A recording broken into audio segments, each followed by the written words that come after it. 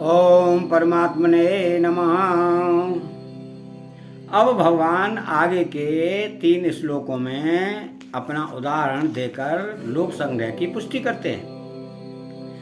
न मे पार्थास्ति कर्तव्यम त्रिषु लोकेषु किंचन नानवाप्त मवाप्तव्यम वर्त एव च कर्मणि।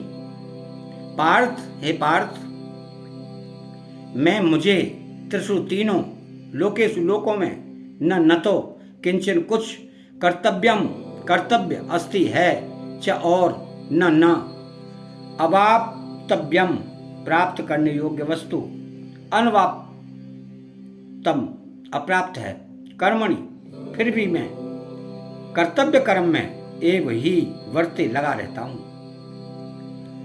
अर्थात न मे पार्थास्ति नानवाप्त मवाप्तव्यम।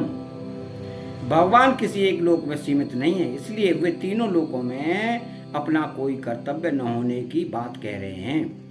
भगवान के लिए त्रिलोकी में कोई भी कर्तव्य शेष नहीं है, क्योंकि उनके लिए कुछ भी पाना शेष नहीं है।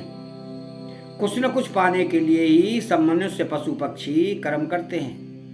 भगवान उपर्युक्त पदों में बहुत विलक्षण बात कह रहे हैं कि कुछ भी करना और पाना शेष न होने पर भी मैं कर्म करता हूं।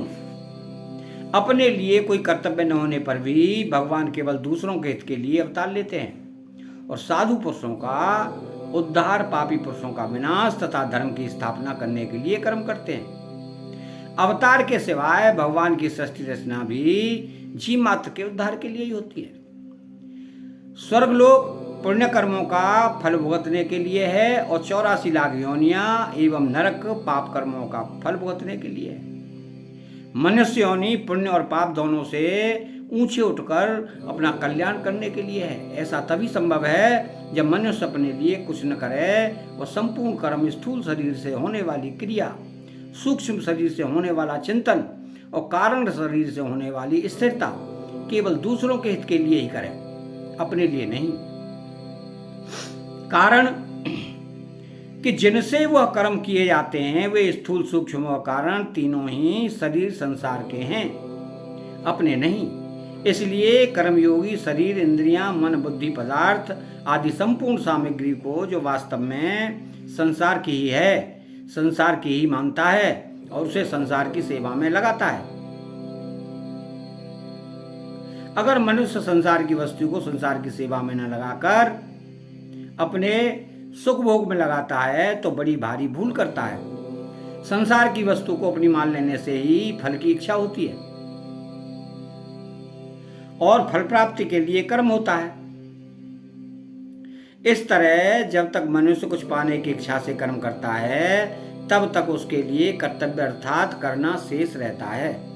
गंभीरतापूर्वक विचार किया जाए तो मालूम होता है कि मनुष्य मात्र का अपने लिए कोई कर्तव्य है ही नहीं। कारण कि प्रापणीय वस्तु परमात्म तत्व नित्य प्राप्त है और स्वयं स्वरूप भी नित्य है, जबकि कर्म और कर्मफल अनित्य अथवा उत्पन्न एवं नष्ट होने वाले हैं। अनित्य कर्म और फल का संबंध नित्य एवं स्वयं के साथ हो ही कैसे हो सकता है। कर्म का संबंध पर शरीर और संसार से है, स्व से नहीं। कर्म सदैव पर के द्वारा और पर के लिए ही होता है, इसलिए अपने लिए कुछ करना है ही नहीं। जब मनुष्य मात्र के लिए कोई कर्तव्य नहीं है तब भगवान के लिए कोई कर्तव्य हो ही कैसे सकता है। कर्मयोग के सिद्ध हुए महापुरुष के लिए भगवान ने इसी अध्याय के 17वें श्लोक में कहा है कि उस महापुरुष के लिए कोई कर्तव्य नहीं है। कोई उसकी रति, तृप्ति और संतुष्टि अपने आप में ही होती है, इसलिए उसे संसार में करने अथवा न करने से कोई प्रयोजन नहीं रहता तथा उसका किसी भी प्राणी से किंचित मात्र भी स्वार्थ का संबंध नहीं रहता। ऐसा होने पर भी वह महापुरुष लोक संग्रहार्थ कर्म करता है। इसी प्रकार यहाँ भगवान अपने लिए कहते हैं कि कोई भी कर्तव्य न होने तथा कुछ भी पाना बाकी न होने पर भी मैं लोक संग्रहार्थ कर्म करता हूँ। तात्पर्य है कि तत्वज्ञ महापुरुष की भावना के भगवान के साथ एकता होती है मम साधर्म मांगता। जैसे भगवान त्रिलोकी में आदर्श पुरुष हैं, ऐसे ही संसार में तत्वज्ञ पुरुष भी आदर्श हैं। वर्त एवं च कर्मणि, यहां एव पद से भगवान का तात्पर्य है कि मैं उत्साह एवं तत्परता से आलस्य रहित होकर सावधानी पूर्वक सांगोपांग कर्तव्य कर्मों को करता हूं। कर्मों का न त्याग करता हूं न उपेक्षा। जैसे इंजन के पहियों के चलने से इंजन से जुड़े हुए डिब्बे भी चलते रहते हैं, ऐसे ही भगवान और संत महापुरुष जिनमें करने और पाने की इच्छा नहीं है, इंजन के समान कर्तव्य कर्म करते हैं, जिससे अन्य मनुष्य भी उन्हीं का अनुसरण करते हैं। अन्य मनुष्यों में करने और पाने की इच्छा रहती है। ये इच्छाएं निष्काम भाव पूर्वक कर्तव्य कर्म करने से ही दूर होती हैं। यदि भगवान और संत महापुरुष कर्तव्य कर्म न करे तो दूसरे मनुष्य भी कर्तव्य कर्म नहीं करेंगे, जिससे उनमें प्रमाद आलस्य आ जाएगा और वे अकर्तव्य करने लग जाएंगे। फिर उन मनुष्यों की इच्छाएं कैसे मिटेंगी? इसलिए संपूर्ण मनुष्यों के हित के लिए भगवान और संत महापुरुषों के द्वारा स्वाभाविक ही कर्तव्य कर्म होते हैं। भगवान सदैव कर्तव्यपरायण रहते हैं, कभी कर्तव्यच्युत नहीं होते।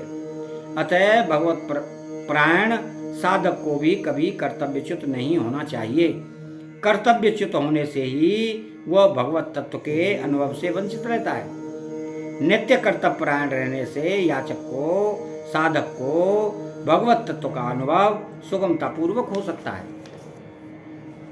इसके परिशिष्टि भाव में महाभारत में भगवान ने उत्तंग ऋषि को भी तीनों लोकों में अपना कर्तव्य बताया है कि धर्म संरक्षणार्थाय धर्म संस्थापनाय च तैस्तैर्वेश्यैश्च रूपेश्च त्रिषु लोकेषु भार्गव। मैं धर्म की रक्षा और स्थापना के लिए तीनों लोकों में बहुत सी योनियों में अवतार धारण करके उन रूपों और वेशों द्वारा तदनुरूप बर्ताव करता हूं। अतः यहाँ 22वां श्लोक समाप्त हुआ। चैनल को सब्सक्राइब करें, बेल आइकन घंटी को दबाएं और कमेंट बॉक्स में श्री राधे कृष्णा लिखें। बोलो जय श्री कृष्णा।